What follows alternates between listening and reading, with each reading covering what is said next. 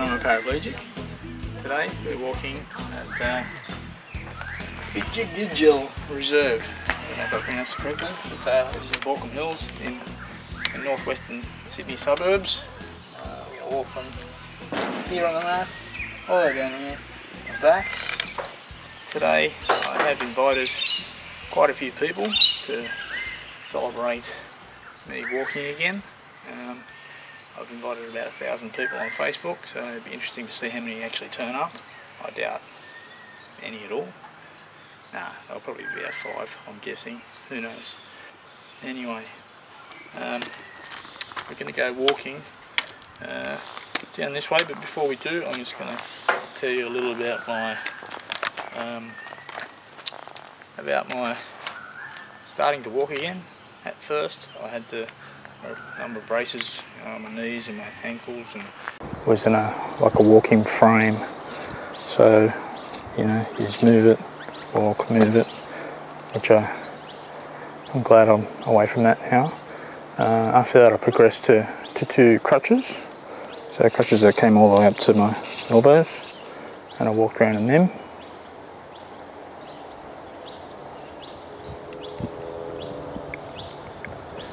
And then eventually I progressed to just 1 crutch. So I always use the one on my left hand because my right leg is the weak one. So as I take steps, the crutch would support the bad leg. And then eventually I progressed to the walking stick. I have this walking stick. So this is how I used to walk. Once again, it is with the opposite leg to opposite hand, as it would help to, it helps to keep me balanced. And since my right hip was the weak one as well. When I first started walking with no walking stick, I first kind of looked like this. Demonstrate.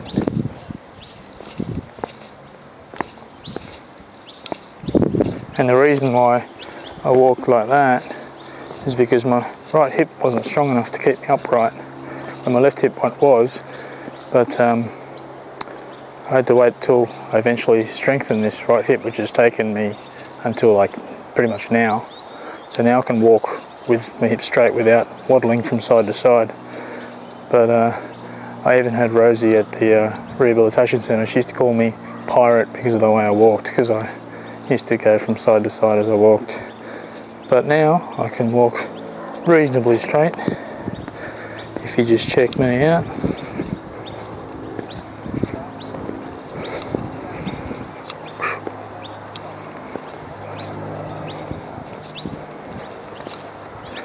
But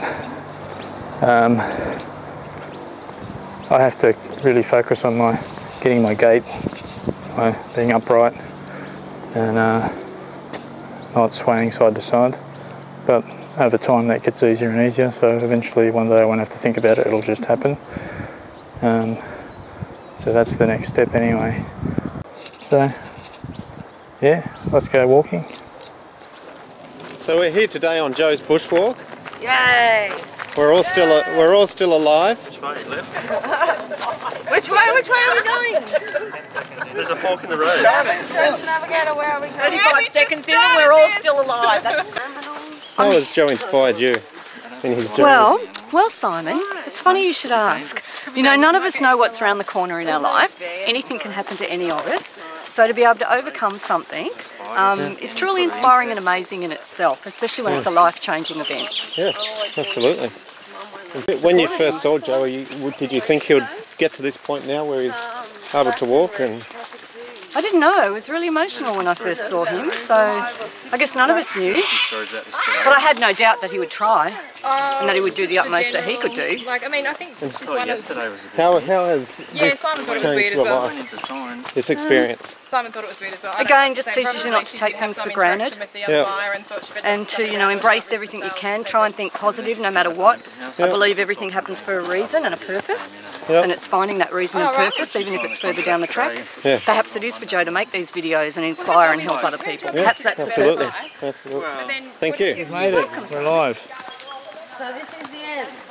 Well, it's not the end. It's only halfway.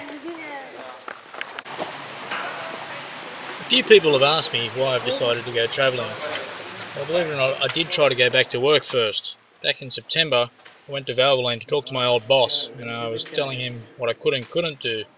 And that's when I realised I was talking myself out of a job. I told him that I occasionally lose my balance and I fall over sometimes, and I also, if I get too bored, I focus on my pain too much, and I probably won't work. And it wasn't until I said all these things out aloud that I realised I wasn't quite ready for work. And that's when I started to think, well, something's got to change. I'm going to have to do something different rather than just going to the gym every day and spending so much time on my own. And I thought, well, I'm going to go travelling. It's what I love to do. This is the M2 motorway.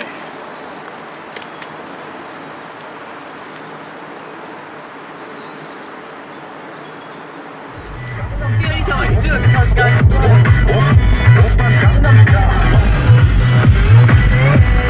I'm going slow.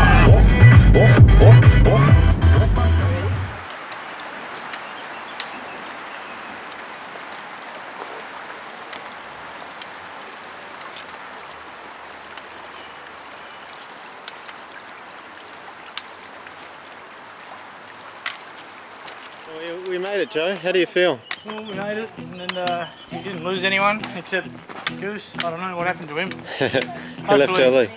Well, hopefully Everyone's he's off. still alive. I don't know. He could be lost somewhere out there. But oh well, you know, doesn't matter who you leave behind, does it? Really? Say a farewell message to everyone.